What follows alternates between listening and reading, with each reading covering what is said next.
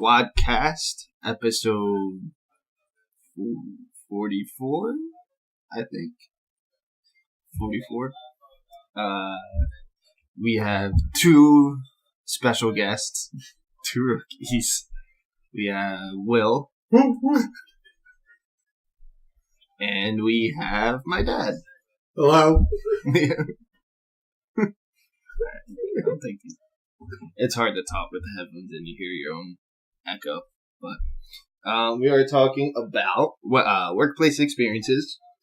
Cover all the bases: first jobs, college jobs, careers, whatever. What it was like, what job you had, funny stories, customer experiences. I'm sure once the conversation gets going, you kind of think, as one person says something, it goes. But first, our first segment is the airing of the grievances. Mine is, I'll start to get things going so you guys can follow my lead, while I'm driving, there was a guy, it was 2 weeks ago, I was trying to get over because I was in the lane that the merging was coming into. So I was trying to get over to give those people space to get over when they had to get on. And this guy was a good length back, and I checked. I did the mirrors, and I did the blind spots, and I did everything. And as I double check to start going over, he speeds up and goes past me. So then I have to wait, causing someone else to wait. So then I get over it, and then he cuts back to the right lane and slows down again. And I'm just like, why? Why are you doing that? Why are you disrupting the road? Why did you speed up just to prevent me from getting over for a few more seconds? It just bothers me. Driving. There's a lot of grievances involving driving. No, definitely. So that guy who decided to speed up as I was getting over, he's my grievance this episode. Sometimes people drive like lunatics. He was probably from the tri-state. I think people who drive in Jersey have pretty bad reputations. Jersey drivers. Yeah. have bad reputations. Yeah. Which we all are. Jersey drivers. Yeah, this is a Jersey-centric episode. Right.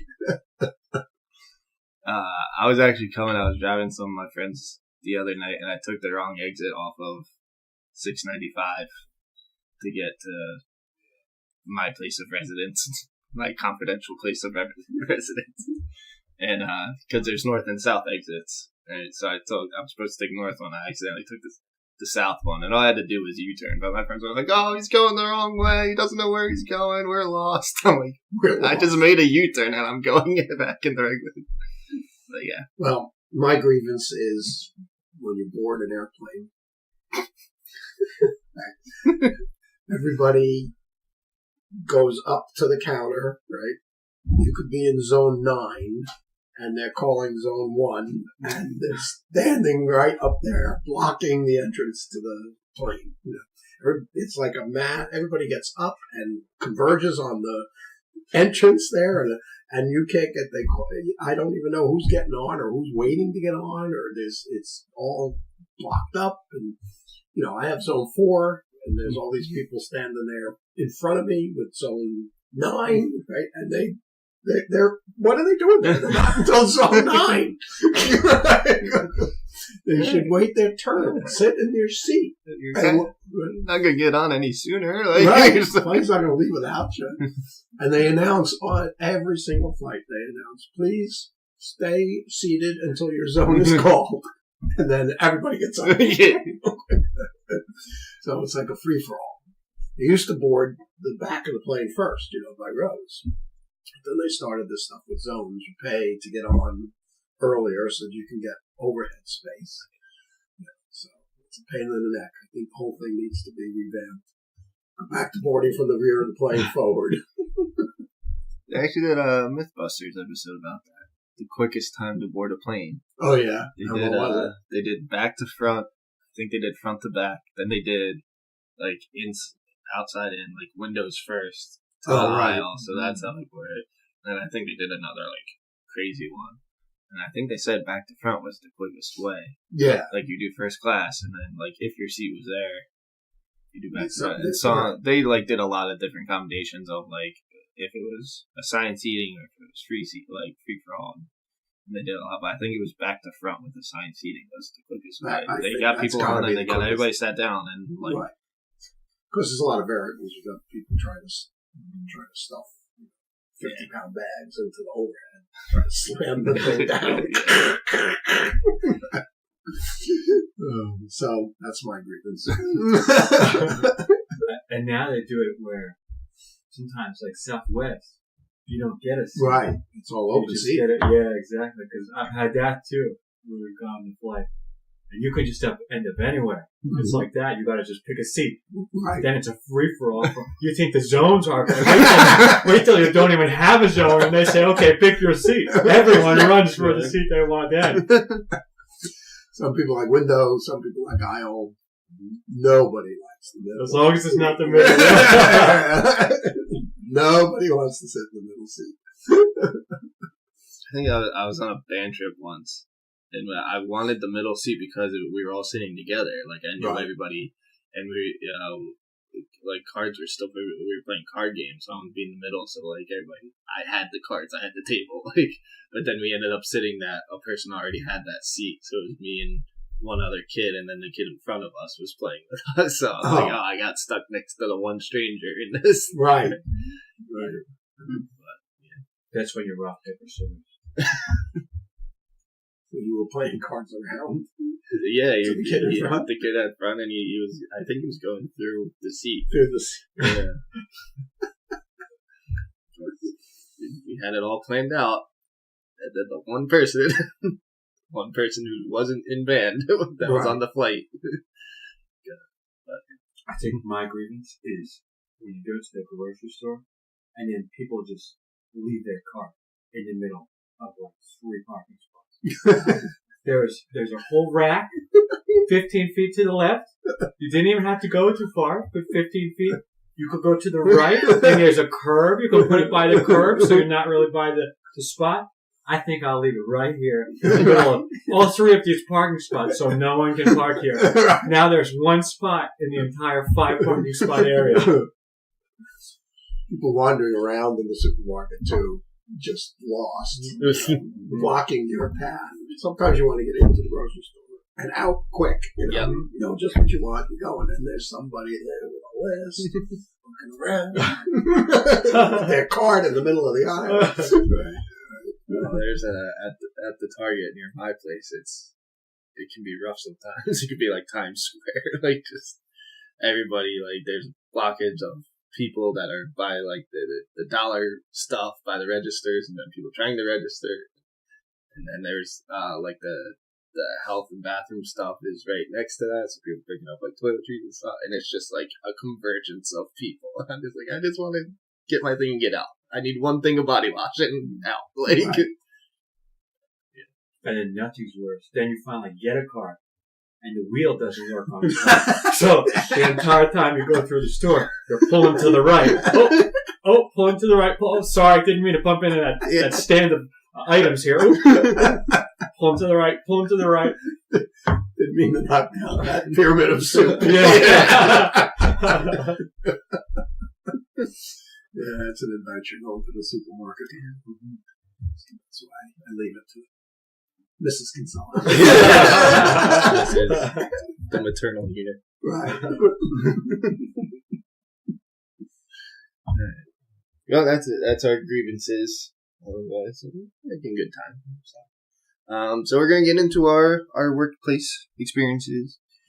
We've touched on this a couple times, but I think this is our first full episode talking about jobs, and especially with the experiences here. It's a lot of different things and a lot of different jobs we've had. So this will be good. So I guess we'll try to go in chronological order. Start with like high school / college jobs, and then work your way up. So you guys have any high school or like what was your first job? I guess is a good starting off point. Oh my God, my first job was delivering groceries for a little bodega in the Bronx. I worked 2 hours in the afternoon, like from 3 o'clock to 5 o'clock, I think. I made $2 an hour. Man. And people would call in during the day, call in orders, and he'd have them like packed and ready. So I'd come in and I did one at a time. I had a grocery wagon. Wow. I would push down the street and go to the building, bring it up. Yeah. I would make 25 cent tip, 10 cent tip. Flick you a coin. Right. They flip me a silver. You have to bring it up any building, apartment buildings. Yeah, I had to go to the apartment door. It was all apartment buildings. Yeah, but did you get it? Did you have to go up and or could you just drop it off at the main door? Did they meet you in the lobby? Oh no, they never met me in the lobby. I had to go up to the apartment. Oh, wow. Yeah, knock on the door. But they had elevators. Yeah. I'd go back and get another one. Yeah. He would give me change. I'd collect the bills. So he'd give me change of a 10 or something like that. And they'd pay me. I'd make change. I'd go back and another one. So I did that. That was my first job. Typical first job, I think. Yeah.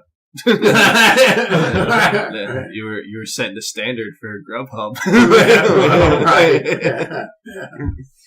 I had to get working papers because I was 14. Ah. Oh, wow. Yeah, so I had to go down to, I think my mom took me down to, it was Arthur Avenue in the Bronx where all the city offices, where all the city buildings were, and I had to fill out some forms and gave me working papers. I don't know what they did, what those working papers were. I don't know what purpose they served.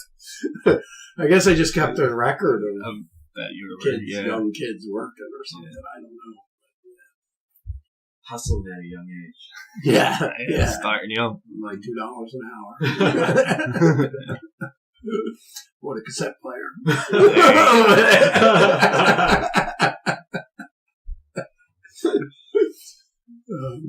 So what else? First jobs. I mean, technically mine was the paper route. Oh yes. Technically that didn't last very long. Listening to car talk on NPR. That's right. Throwing papers out the window Saturday afternoon. But I mean, my first I guess official job was the skating rink. Yeah, so that was a good time. Doing a lot of things. Got to make some pizzas at one point. That was fun. Made our own pizza. I tried to make a stromboli once. It didn't go well.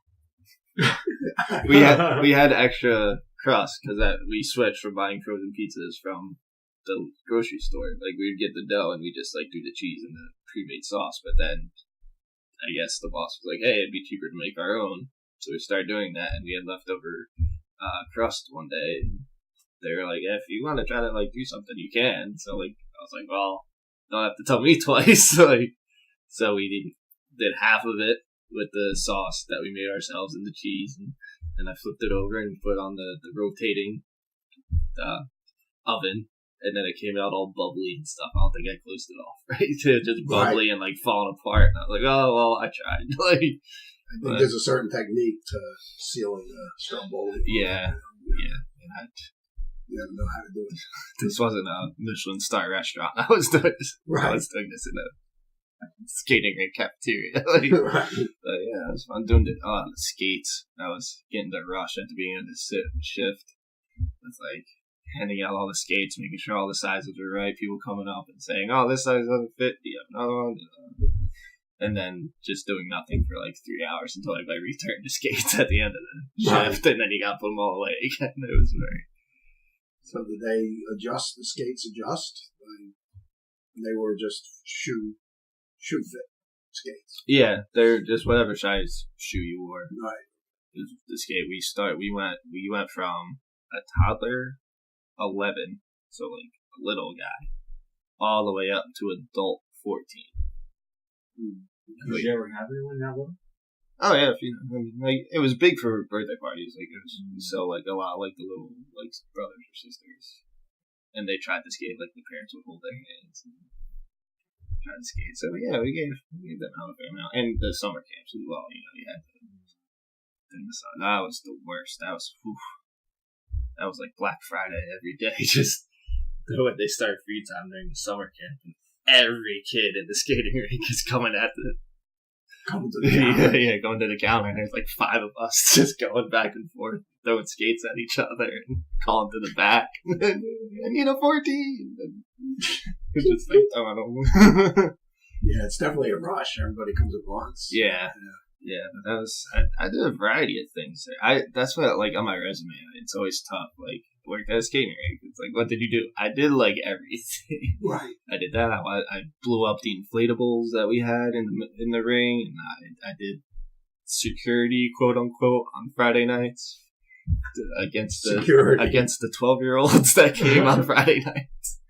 Technically, it was security.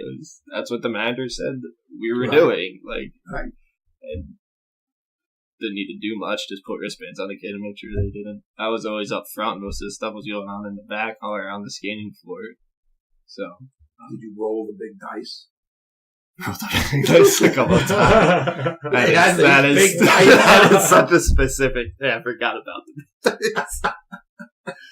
Dude, I had 2 big furry dice that were like 6 feet wide. Like, it was like a game. Like, it was a game. It was different parts of the skating floor were 1 through 6, and it was an elimination game. So it was the most popular thing to do on Friday nights was the dice game. Right, and 2 huge fuzzy dice. Yeah. So it was 1 through 6, and we throw one of them, and if you got your number, you stayed. Or no, the number was eliminated, and then you choose a different number, and you do different rounds. And then once it got to like 10 kids at a number, we'd be like, all right, we could give 10 kids a prize. We can't give like 50 kids a prize. It wasn't like 1 kid at one number, but like until it dwindled down to about 10 kids at a number. We'd be like, this is the last roll, and throw the giant dice in the middle of the floor. So yeah, that was a lot of work there for a while.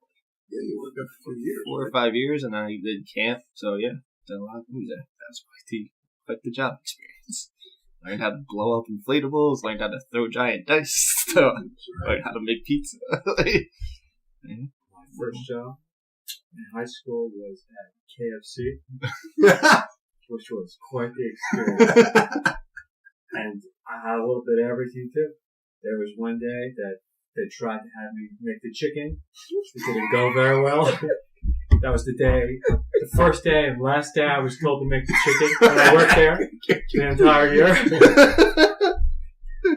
Wasn't too successful. You only used 2 herbs and spices. You forgot the others. But my favorite was always after, I think it was 9 o'clock, only the drive-thru would be open. So then everyone still wanted chicken. Right. But you could only go through the drive-thru.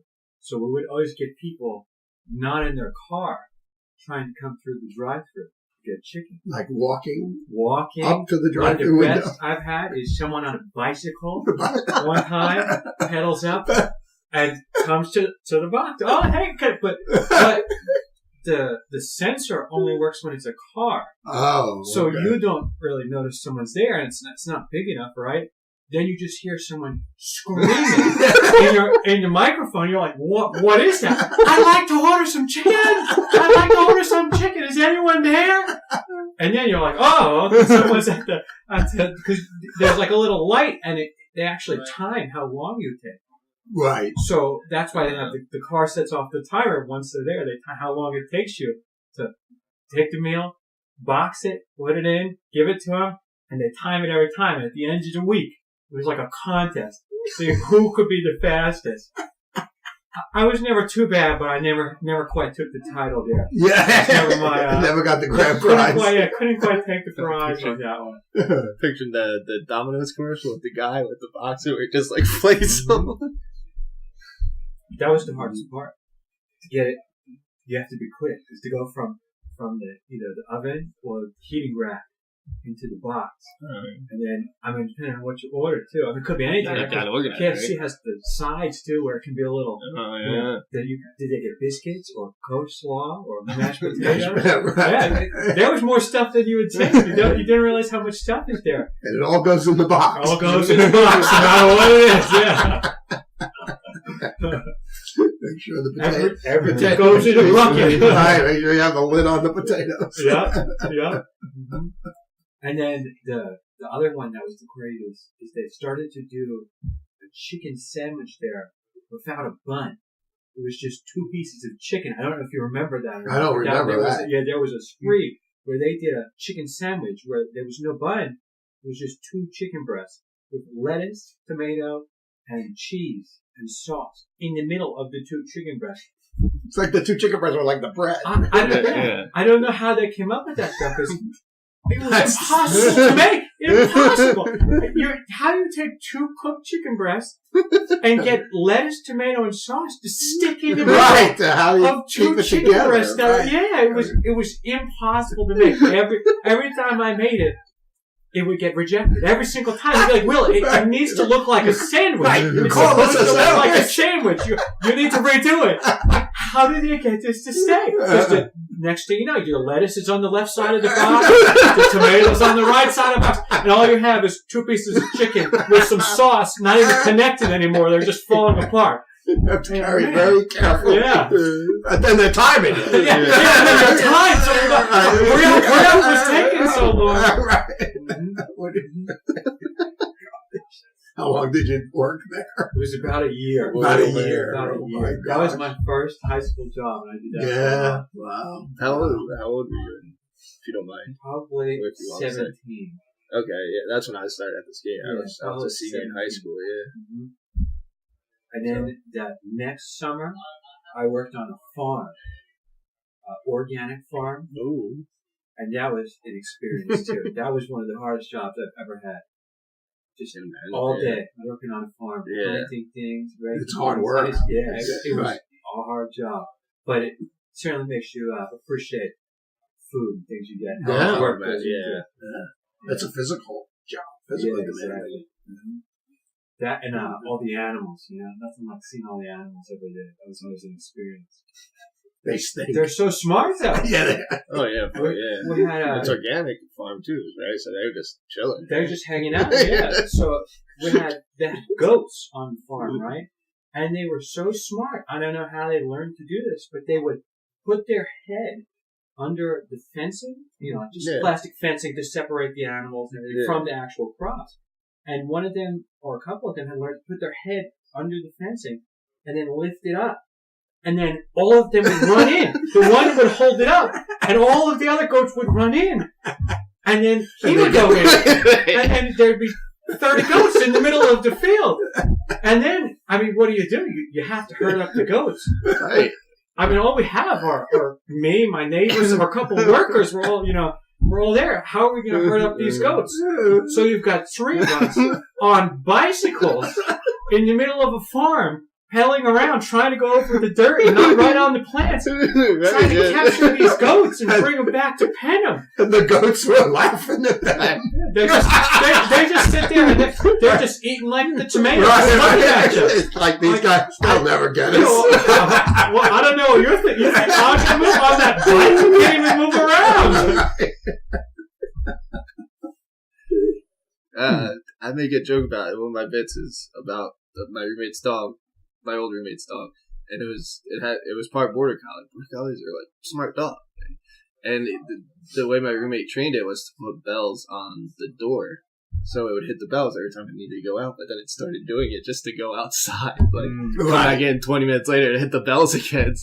So my roommate took it off, and then the dog would hit the doorstop instead. And figured out it could just hit the doorstop to make a noise and get the roommate out. So you can't remove the doorstop from the apartment. So every so often we just hear we're just like the dog wants to go out. It just wants to go outside. It doesn't need to go outside. It just went a few minutes ago. It comes in, gets the water, jumps on the couch a little bit, walks around, and then goes back to the front door again. Let's try that again. Yeah, let's see how many times I can get them together to go out. Doing, doing, doing. But not as elaborate as the goat scheme, but sometimes. And then some animals are smart, and then other animals aren't. You had the fish that jumped out of the tank. Kamikaze. Sometimes that happens. Suicide fish. Right up over the top. I had it lit up while feeding it, and then I think I saw it later in the day. I was like, "What's this on the carpet?" I was like, "Oh, it's the fish." I went to work for a hardware store then, after the bodega. I ran delivery, restocked the shelves, ran the deliveries. That was husband and wife owned the store. Little mom and pop. Yeah, shop. mom and pop store. Empire Housewares. But once in a while I'd have to do a delivery, but not too often. Mostly it was people coming into the store, buying pots and pans and stuff like that. So that's the one guy. One time I had restocked some of the pots, and the shelf was full. Everything was in order, so I just sat down, and the owner came over and said, "You don't sit down. I'm paying you. I'm not paying you to sit. If you have nothing to do, come and I'll give you something to do." So I learned a lesson then. And he always did find something for me to do. There's always something to do. That's how the skating rink was too. They got on us. Right. Especially the one manager. But I mean, in the skate room, you hand all the skates out. Right. And there's no skates to organize because they're all out on the floor. Right. So he's like, "You can organize the skate room, or you can clean up a little." And it's this tiny, not that tiny, but with the shelves, it's a lot smaller than it. Right. Yeah, it's a big room, just not a lot of space. And it's like, it's not much for us to do. And he's like, "All right, then go outside, clean in front of it, clean the bathrooms down the hallway." Right. He's like, "Find something." Find something to do. Right. And then I went to work for an electronic distributor selling TV tubes. I think I've heard some stories about this job. Yeah. I worked in the back, like in the shipping department. So we prepared the orders. They delivered orders every afternoon. The truck, they had two drivers, two routes, and they went out. They had two trucks, and my job was to go pick the orders, kind of like people at Amazon today, right? They have order pickers, right? So I was an order picker, right? They put the orders in a box. I'd get one. I'd go all around the store and pick out everything. Put it in I had a little, like a bucket kind of thing that I carried and put everything in it, and then lined it up on the shelf in the back, checked them all off, packed it up in the bag, and then lined them up and then they went out with everything in the truck. But they had picture tubes, big picture tubes. They weighed like 30, 35 pounds. Big 25-inch TVs in those days. Big picture tubes. And a whole warehouse of them on the side of the store. Big 25-inch TVs, back in... Oh, well, right. Right. Yes, that's right. That sounds kind of corny, doesn't it? Yeah. Right. Today they make them 50, 60, 70 inches, right? That was the biggest you could get in my day. It was 25-inch. And we used to stack them 4 high. So to get that fourth one up there. Oh, man. That was a technique. You had to kind of wing it, so get it going, kick it with your knee, and up it went, push it up. That was something.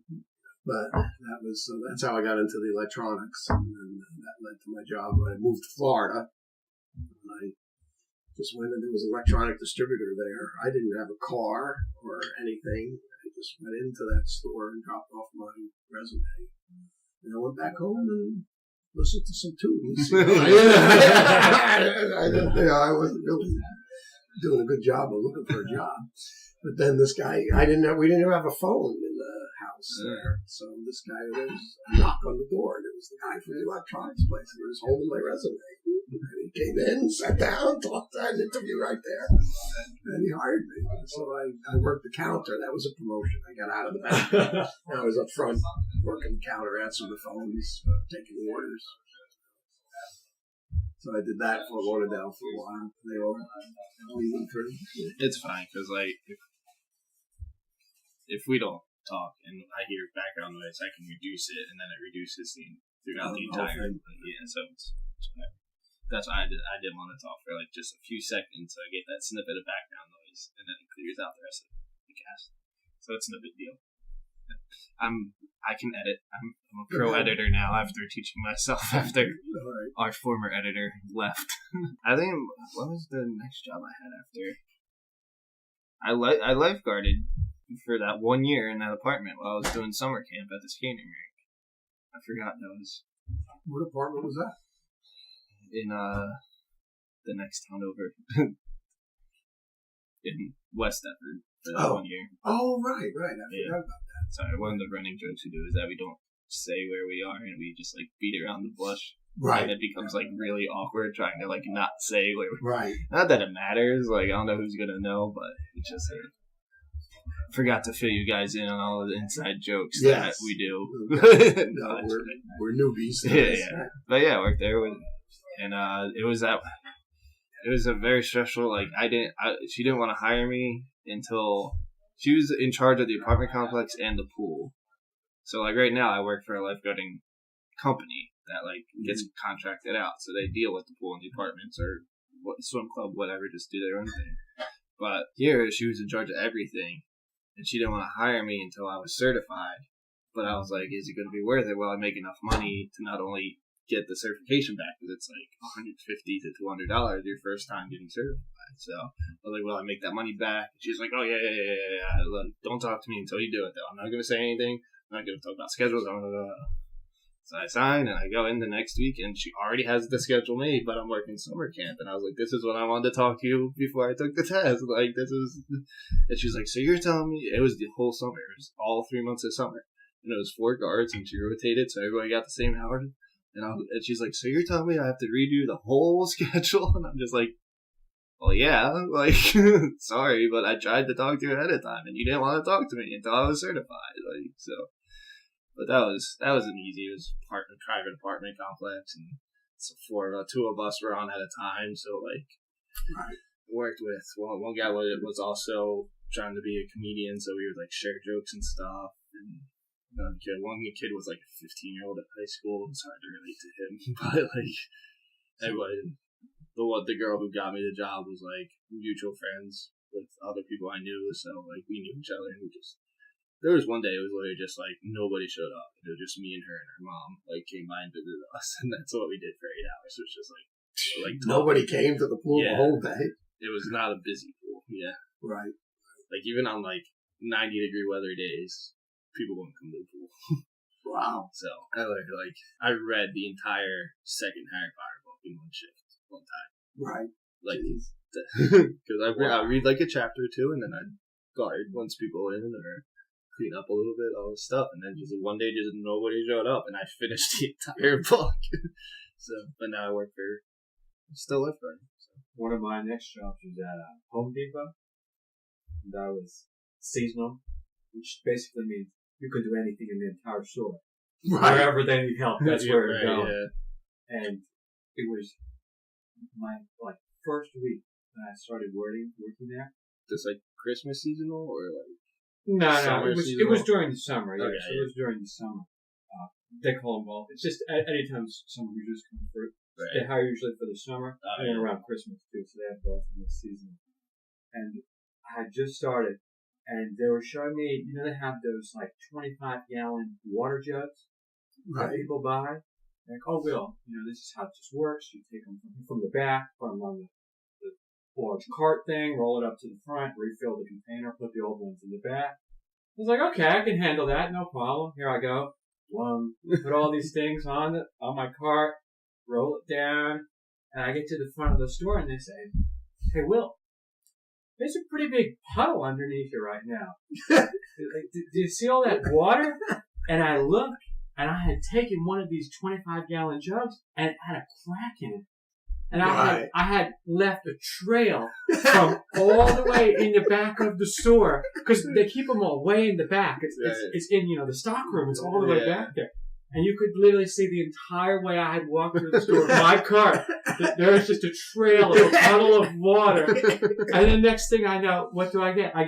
We need seasonal, we're going to need someone to mop up. It's all over the store. Oh man, I'm in a mess. My first week, here I am. I brought water through the entire store. Now I have to mop it all up. Jeez.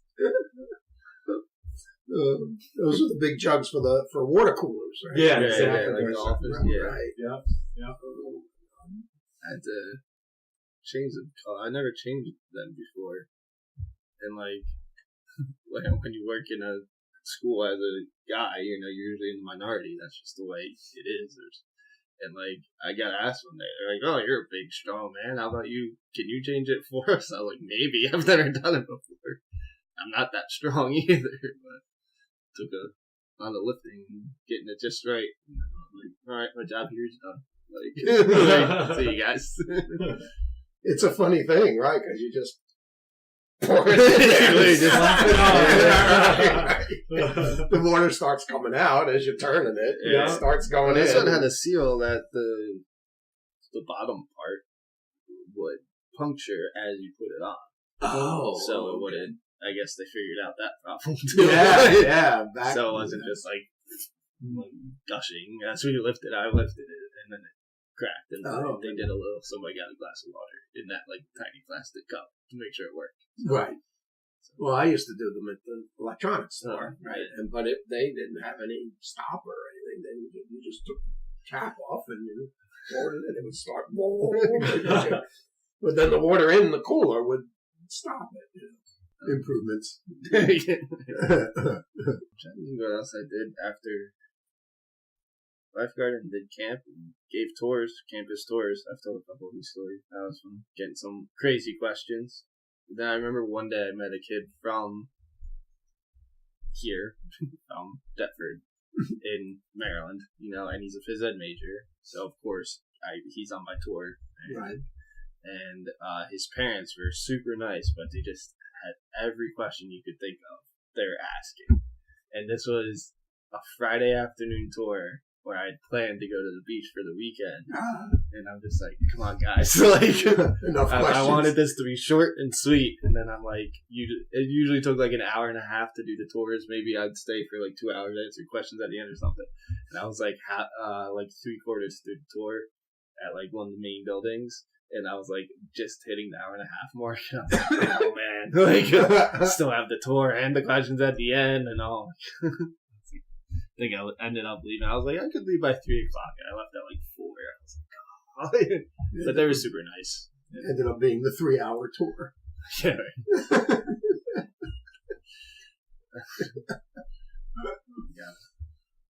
Found out at least at my college, we weren't allowed to take tips as a tour guide. Oh, yeah. Which I found out after the fact.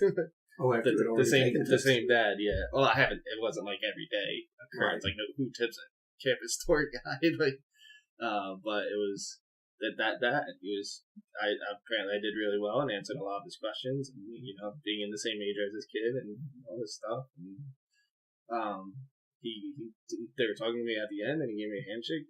$10 bill was in my hand after a handshake.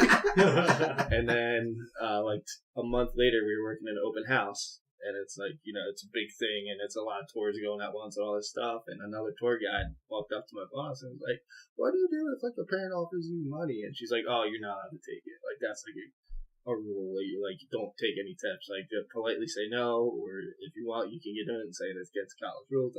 And I'm just like, "That's good to know. Right. I'll keep that in mind." Right. Well, like I said, it doesn't happen often. In the around 2 years of doing it, so one dad, that gave probably hundreds of tours, and so 1 out of every 100 tours, I got it. So I'm walking backwards for 4 miles a day. Walking backwards is a big part of being a tour guide, right? Yeah.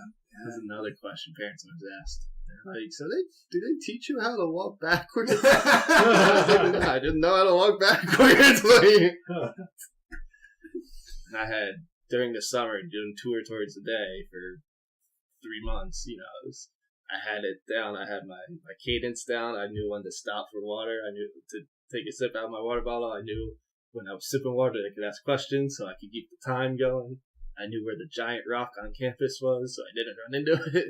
The giant rock? There was a giant rock in, right by the student center. Sometimes they would do construction, so we'd have to walk around, and there was a giant rock in the middle of the path. You don't want to run into that when you're walking backwards. No, yeah. And then all the parents would panic. They're like, "Giant rock! Don't hit the giant rock!" I was like, "No, I know there's a giant rock. I know it's coming up." I knew when to. What were some of the like funny stories you tell parents? Wasn't there a story about how they stole the lion or the tiger in front of the... Yeah, there's a tiger in front of the library. There's actually 4 tigers on campus, but one is in front of the library. It's like the most like prominent one. And it used to be black and gold, which was, I guess it's tigers are. They have stripes, but this was like our school colors, like black and gold. But it was made out of like a lighter, I think like a lighter material, like aluminum or plastic or something, and they stole the tail off the tiger. They didn't take the whole thing, but they just took the tail off the tiger because it just came undone and it was light enough that a few students just took it and go. And then they built a new one out of like very dense metal. Like, so now like you hit it, you're like, oh yeah, this is. It's not hollow. It's not. Yeah. So they did. It shows up some some of the older pictures of campus. It's the tiger without a tail. Yeah, without a tail, and it's black and gold. This one's just straight metal, so it's like grayish. Right. Yeah, so like that's one. But like sometimes you old pictures, you're like, oh. Oh, they replaced the whole tiger. Yeah. Oh.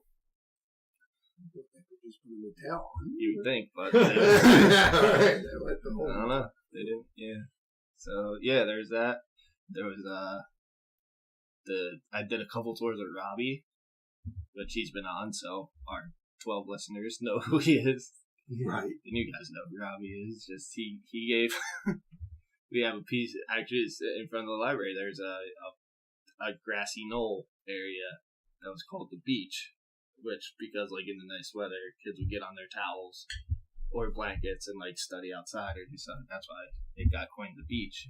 And Robbie, the first tour I gave with him was I explained the beach and then I did the whole spiel, and at the end he just goes, "You may have noticed there's no lifeguard on duty, so it's study at your own risk." Oh boy! I'm like, oh, Robbie, study at your own risk. Yeah. And then we did the tour room, the demo room that looks nothing like any other room on campus. And, he said he was going through the spiel of like, oh, you could do bunk beds, you could stack them, you could do 2. He's like, you could hide under your bed and grab your roommate's ankles. That's a good bonding experience. I'm like, Robbie, what are you? Well, I'm sure he got some laughs. Oh yeah. He gets laughs all the time. Right. But yeah, he did. That was one of the best tours I ever gave, because it was like a big lacrosse group. It was like a girls lacrosse team, so they divvied up, and I ended up having 3 girls and a few parents, and he only had 1 family, so he was like, let's just combine tours so we're not waiting for each other. So the second half of the tour was just me and him and listening to all these Robbie-isms. So that's kind of a fun job. I told the story of I guess it'll be the last one, so I'm not talking about tours the rest of the podcast. But when I got hit in the head with a soccer ball playing intramural soccer, like nothing happened. But like the next morning I was feeling off, so I went to the health center and I explained the health center process, and I gave some personal experience. I was like, oh yeah, I was playing soccer and I went for the save and kicked it and hit me right in the head, and nobody said anything. Like I was like, went to the health center, and then I'd be like, I'm fine, thanks for asking. that always got a good laugh. So. Nobody would ask. Yeah, nobody like, oh, I got hit in the head and went to the health center. Cool. Yeah. Got some parents though to be like, oh, is that why you only walk backwards now? Like, oh man! Ever since that thing. Yeah. Oh man! Yeah, that was a fun job. If that wasn't a student job, if that was a full-time job, like a career, I'd probably keep doing it. It's fun. But yeah, that was a great campus job. When I was on campus, I was an usher. The events at school. So, telling people, welcome. Yeah. All bathrooms are over here, bathrooms are over there. But I'd always be amazed when you're assigned the spot next to the bathroom, and then people ask you where the bathrooms are. It was amazing to me. Excuse me, sir, where are the bathrooms? You mean the one right here? It's 1 foot over? Do you see that? Oh, thanks. Oh, man, no problem. That was a tough one. Man, you earned your paycheck. Yeah. So that was at the country club school. Yes, it was. One of my favorites is when we had, I think it was Earth Day. It was the only time the ushers were allowed to use the golf carts. Get people, because it was outside, because it was Earth Day. Oh, it's Earth Day. So you would get to drive people on the golf cart to the, Arboretum area. And the Arboretum. They said, "Oh, Will, why don't you do the golf carts? It'll be great. You can do the golf carts, okay?" So I hop in. They didn't know the Home Depot store. The chicken store. So I hop in, I'm zipping along, this is not too bad. I don't ever get to drive the golf cart. Pretty nice, right? I stop, we get to the Arboretum, and I look behind me. Everyone's fists are clenched to the side of the golf cart. And I'm going, what's the matter? And the first thing they said to me is, "Honey, where are you from?" I said, "Well, I'm from New Jersey." He said, "Oh, that's whoever told you could drive the golf cart made a mistake today." Well, was driving. Man, these things go slow. Come on. Aren't you going to slow down for the speed bumps? No, it's just a golf cart. We're going to, don't worry. Just hang on. There's more where this came from. All right. That alone, just the fact that they had those golf carts was over the top. Yeah. Oh my gosh. On Earth Day, too. The day, to celebrate the earth and the environment. Here we are, zipping around. Around in these electric golf carts. Right. Adding to your carbon footprint. Well, I never forget going when we took a tour of that school, and you go through tours when you're thinking about college. You go to several schools, right? And they all are typical, like you said. You get a guide, he walks backwards, you walk around the campus. That was the first experience where they put us in a golf cart. It was us, so it was me and you, and then it was the mom. And the two kids from Chicago. Right, mom and two kids. And that was like normal, a group of 5. Yeah, on a golf cart. Small, Meanwhile, I'm giving tours at other school. That's like 20 to 25 is like average. Like 20 to 25 people walking. We're shocked if we get 5 people. Like, meanwhile, that's like the norm. Like, 2 different schools. We almost didn't make it to that tour. Yeah, because we took the morning tour at a neighboring school. I don't know why we were running late. I think we misjudged how far away it was or something. I think that, and I think we got lost on campus because the campus was so big. Oh, right. We went from another school. Yeah. We had scheduled, I'll edit it out, but we had scheduled UNC in the morning and High Point in the afternoon. Right. That's right. I'll beat that out. And I think the UNC was so big, the campus was so big, right. And then we got lost at the end of the tour. We didn't know where we were on campus. Oh, right. And then we were calling. We were like, we're on our way. Like, yeah. Pull up to a personalized parking spot. Like, right. I think they had our name. Yeah. Right. Yeah, they do. Right. Yeah, we felt pretty bad coming in late. Yeah. I still get birthday cards. I got it. Birthday card. Happy birthday. Happy birthday. And does it have a little envelope for you to send back a contribution? As an alumnus, please feel free to donate. Right. Just I guess fill in. That's how I met Will, was at college. The Country Club College. Country Club University. Yeah. Country Club University, right?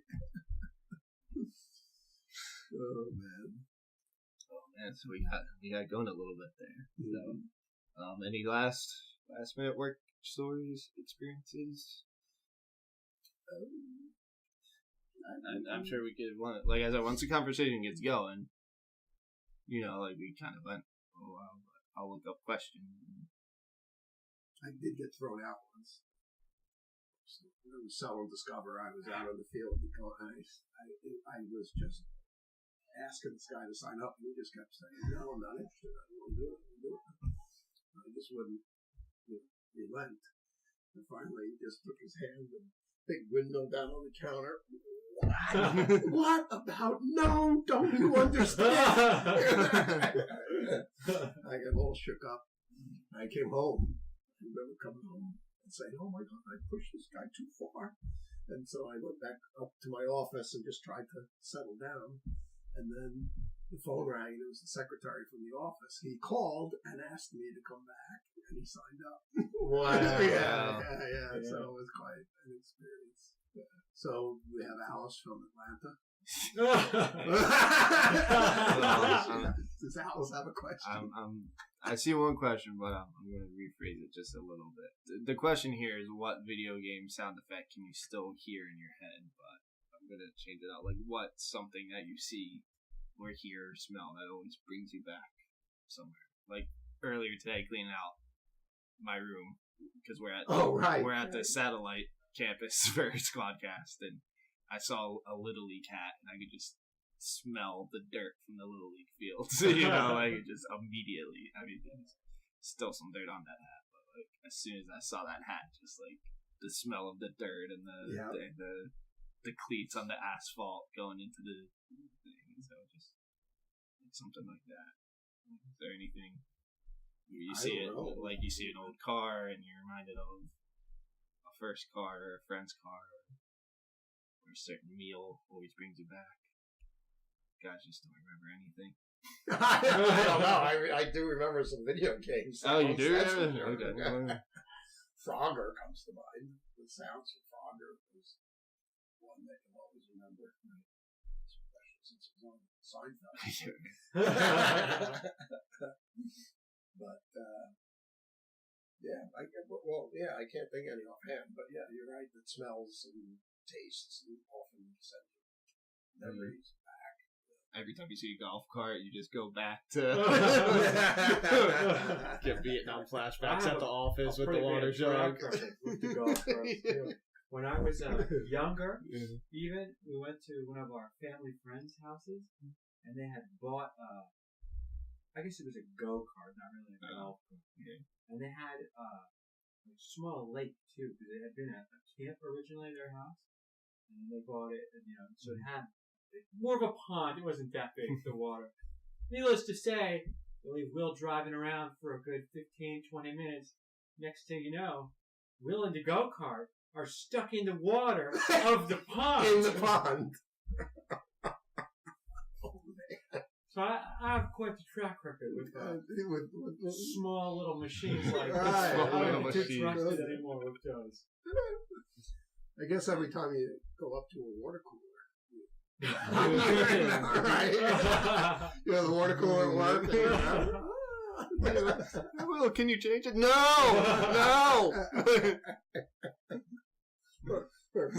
Every time you order chicken sandwich. Yeah, fried chicken. Every time I have fried chicken, I think of working at KFC. The smell of the chicken working there. Yeah. I have a tough time eating fried chicken now. Every time I go somewhere, even if it's really good, I'm like, I don't know about that. But always reminds me. Now with a real job at our office, if there's food in the kitchen, it's like there's only, say, 300 people in my office, but if there's food in the kitchen, 299 of those 300 people are going to be in the kitchen when there's food in the kitchen. And the craziest thing that I've had now, because everything's pretty calm now, a real, regular job, but because people get so crazed when there's food in the kitchen, we had pizza one day in our office and in the kitchen, and I guess someone decided they wanted a piece of pizza, but they didn't want to eat it at that time, and they knew if they just left it in the kitchen, someone else would eat it. Pizza, right. Who's not going to eat that? So they had taken the pizza, put it on a paper plate, and put it into one of the cabinets in our kitchen. To hide it. So I went to go, to hide the pizza, and here I come, getting my, fork and knife and spoon for my lunch, and I open the cabinet, and there's a piece of pizza sitting in the cabinet. I'm like, what is this doing here? And needless to say, that's what it had been. Someone was afraid they were going to eat our pizza. Right. Oh, my God. That was a big no. You never take someone's lunch. That was the one thing with me. People took other people's lunch. Don't take my lunch. That's one of Antonio's grievances. You bring it in a bag. Yeah, your name on it. I put a lock on that thing. Nobody's getting that. That is my sandwich. Picturing you just having like a safe under your just unlocking it every time you get lunch. I thought about getting my own little mini fridge for my cubicle, but I thought that was a little too over the top. They would think, well, I was a little crazy. Yeah, I think they'd start thinking, you see that guy with the fridge over there? What's wrong with him? Right, oh yeah, it would be all over the office. Yeah. You see, well, Will got yeah, it's not his own fridge. Alright, I have another question, work related. I figured. What was the most memorable, either good or bad, interview you have been a part of, either on the receiving end or giving an interview? I can start if you guys. What was the best one? Best or worst. I said memorable. It could be good or bad. But I remember interviewing at my old job. I had to interview a new coach, and she it was scheduled for 4:30 because the school day ended at 4:15. So we were like 4:30. And I emailed her 2 days ahead of time. I said, we'll be at the office in the gym, and it'll be the three of us, and me and two other coaches, and we'll be interviewing you for this position. I was like, 4:30 on Thursday afternoon. And she responded with, yep, sounds great. Like, I'll see you then. So I emailed her Thursday afternoon. I was like, looking forward to seeing you.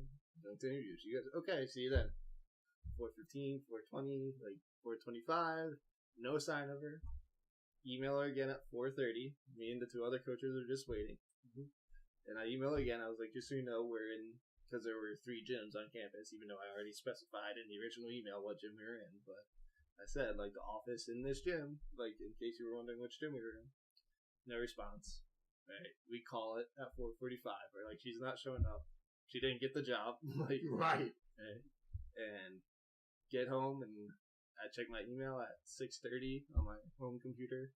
Had a email from her. All it said was, "I'm so sorry." Not even a hi, not even a I got caught up doing this though. Just I'm so sorry. That's it. Not even like a signature either. Just that's it. And that's kind of strange. That is, yeah. So I ran into her about 2 months later at the Christmas party. Right.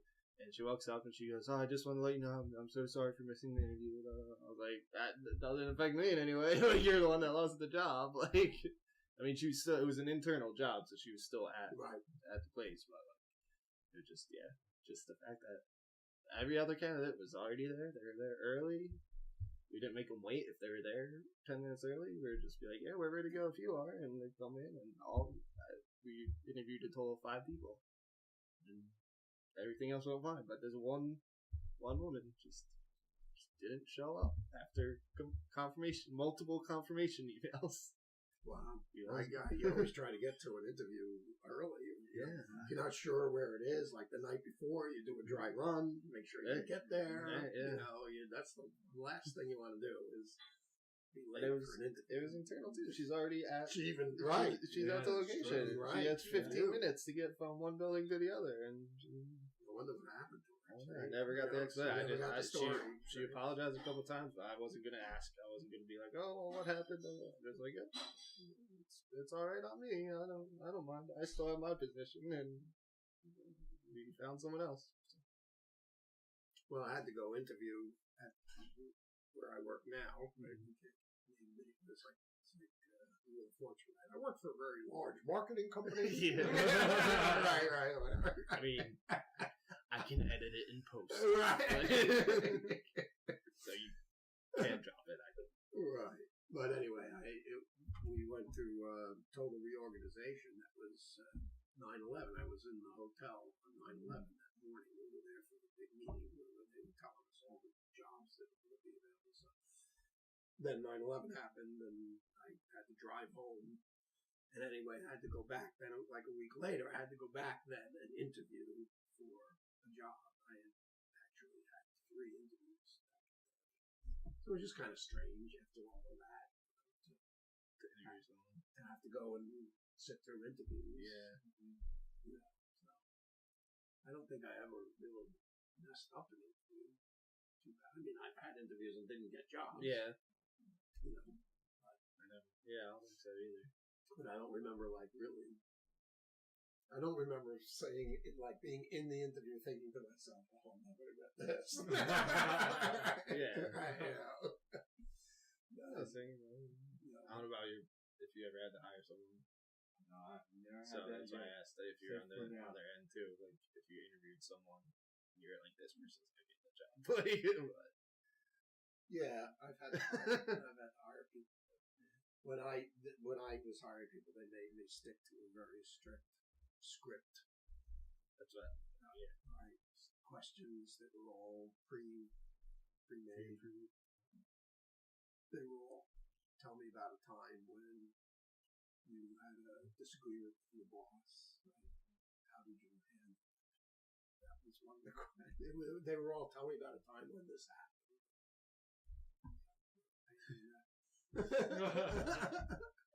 Answering them on paper. You know, I've been on the other end interviewing for jobs where they've asked those structured questions. You don't know what question they're going to ask you. They ask you on the spot. You have to think about some experience you had. You know, to relate.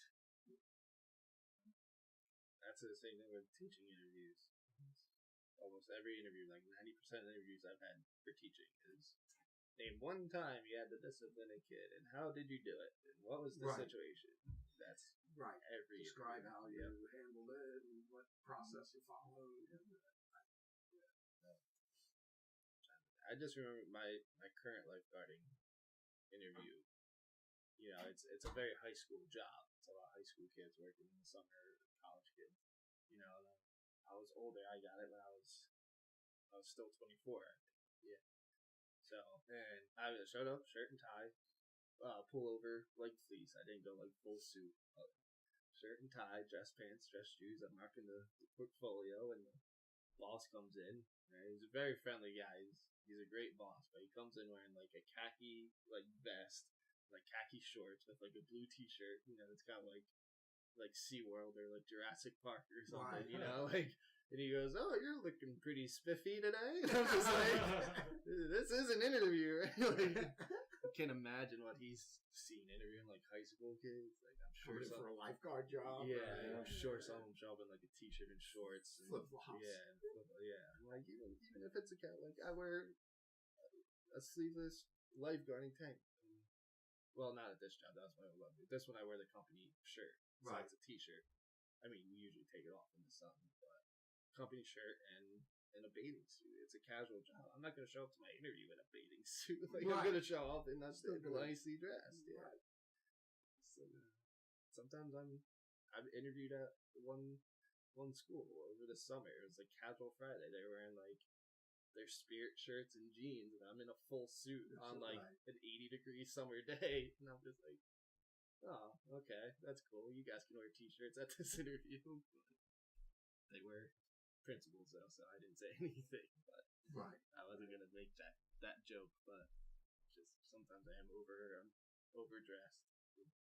I just figured it was always shirt and tie, a jacket of some sort.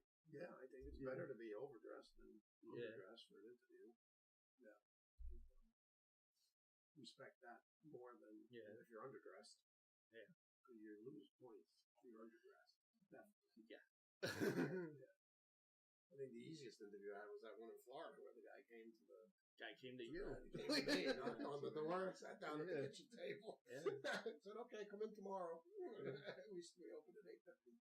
I didn't even go in to meet anybody at the store or anything. That was the tour guide interview. That was a tough interview. Was it? Yeah, because it was like on the spot. It was like, pick a building on campus and tell me everything you know about that building. And I was like, I've never had to do that before. Like, right. That's not a standard interview question. Like, I prepared strengths, weaknesses, a little bit about myself, all the standard stuff. I didn't know anything about buildings. But got the job. I just talked about the dorm I was in because I was in there all the time. Well, like, so you know that. Yeah. Right. I guess our final question would be, what is one of your favorite or underrated movies? Recommendation. I don't know. I love the Star Trek movies.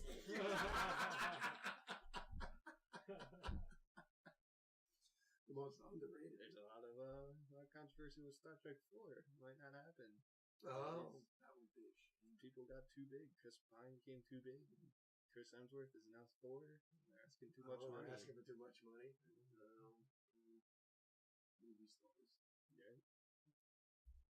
So, I don't know, but I'm trying to think of an underrated movie.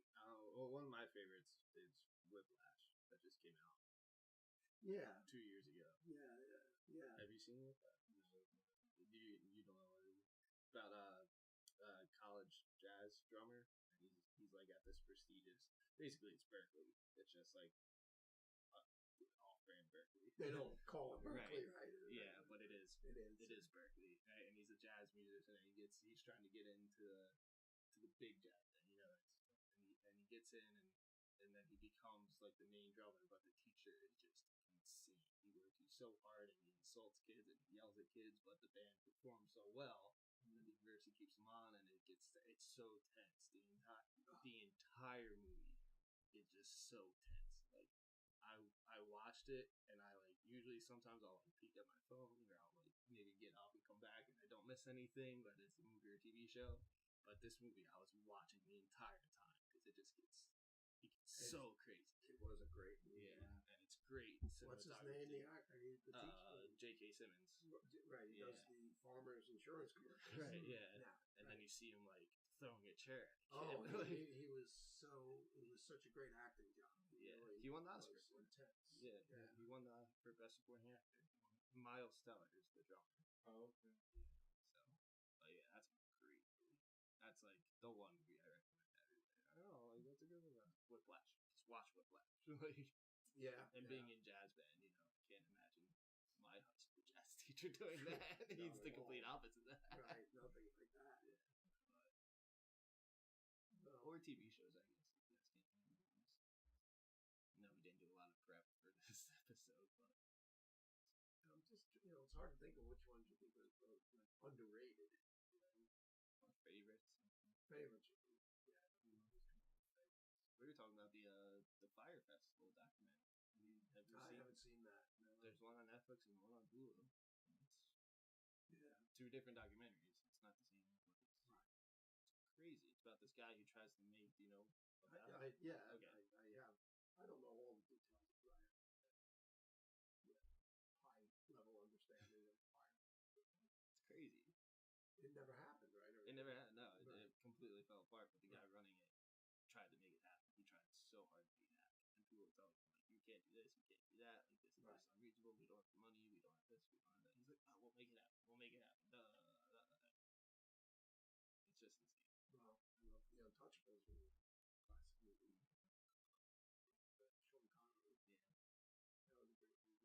Classic movie. Sean Connery. Yeah. That was a great movie. Kevin Costner.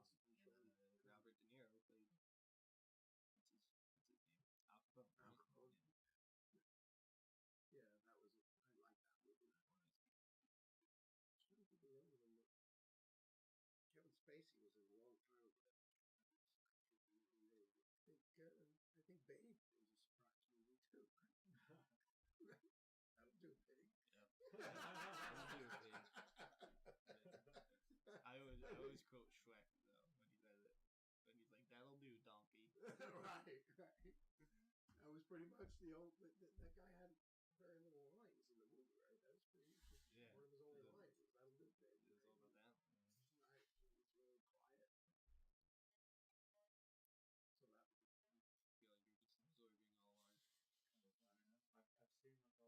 all about that. Right. It was really quiet. So that was. I feel like you're just absorbing all our. I've seen all.